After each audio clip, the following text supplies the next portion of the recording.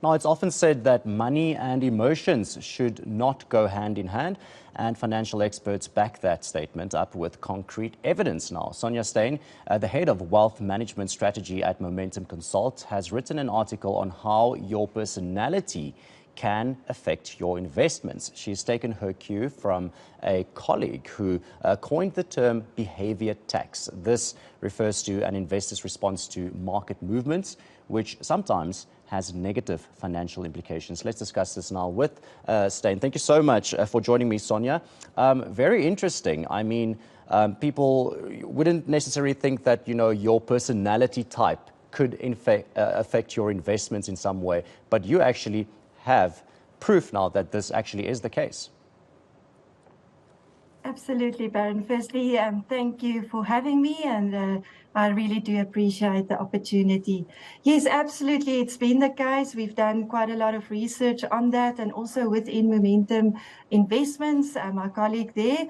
And we've definitely found that, the two main categories of personality, which is introverts and extroverts, definitely have a different way of behaving when it comes to investments, and they have a different way of looking at investments. For instance, let's say introverts are really more likely to seek security in their investment outcomes, and therefore they are way more cautious when it comes to taking on a volatility risk and so on. So we can see that also in the way that they react. They're always busy with what if scenarios, if this happens, if that happens, interesting things there. And it's just to get that sense of safety and to limit the anxiousness that they actually have in making these decisions. And that goes the same for extroverts on the other hand. They are really people that take on sometimes too much risk and challenges, but they also have a sense of spontaneity, and that makes them more amenable to volatility, and they can take more risk to get to those potential high returns. So yes, there's definitely a resemblance, and we can see it in our investment world. And with the research you've done, I mean, you've specifically seen this during the COVID-19 pandemic. Absolutely. There's very interesting stats that we've actually managed to get over that period of time. And we actually managed that with this whole behavioral tax, almost a new way of thinking about investments and losses. So maybe just I need to elaborate a bit more on behavioral tax. So what we mean by that is actually a behavior that is triggered by market movements. And people react on this by switching in their investment portfolio.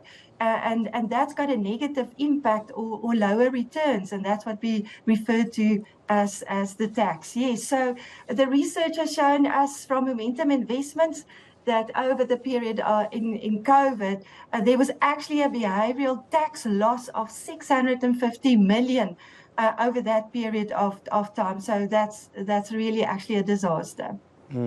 I think it's very important, listening to you right now. It seems like it is very important to have your mental well-being taken care of so that your finances can be taken care of in a way as well. Is that basically what this boils down to?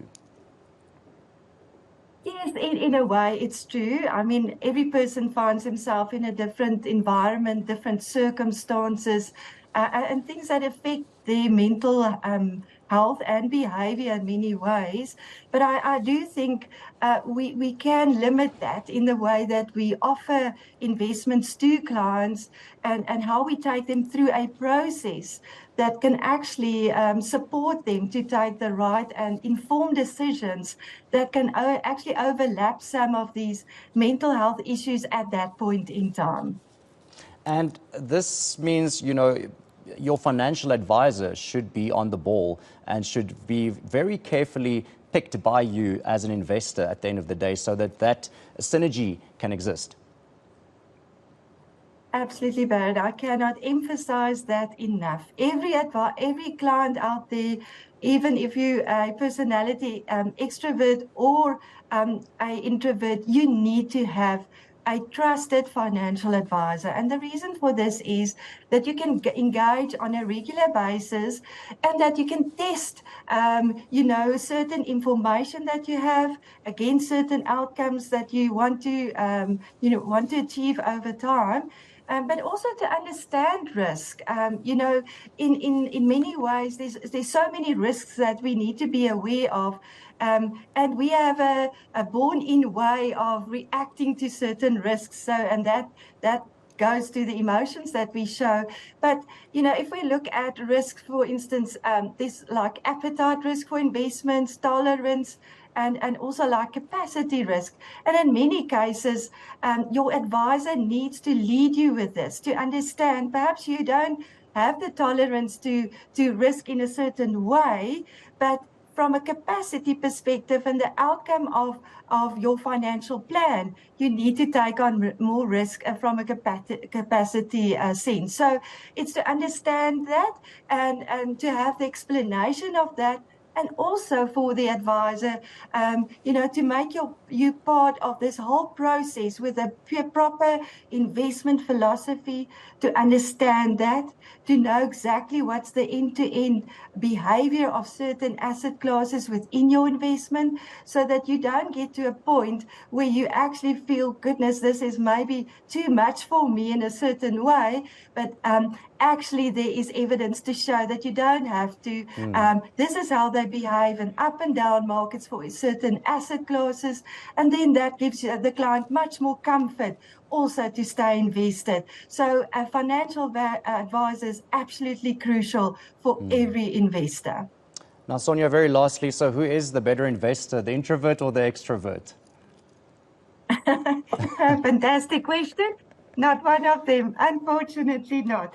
So we've seen that no behavioral pattern or personality type can actually, we can anticipate behavior, but we can never predict it. There's benefits to both of them. Maybe shortly, just for the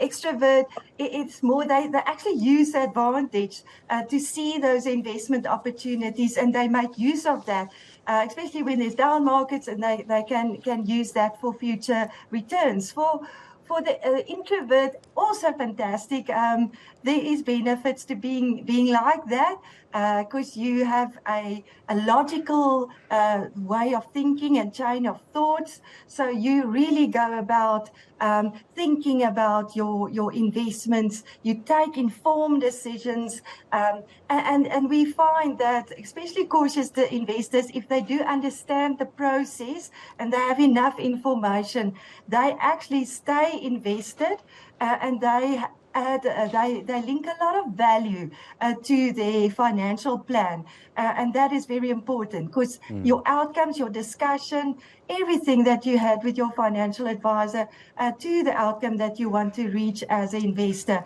is all documented in that plan, and it's a fantastic, nice reference to have to make sure that you get to those outcomes. Fantastic. Thank you so much. That was Sonja Steyn, Head of Wealth Management Strategy at Momentum Consult.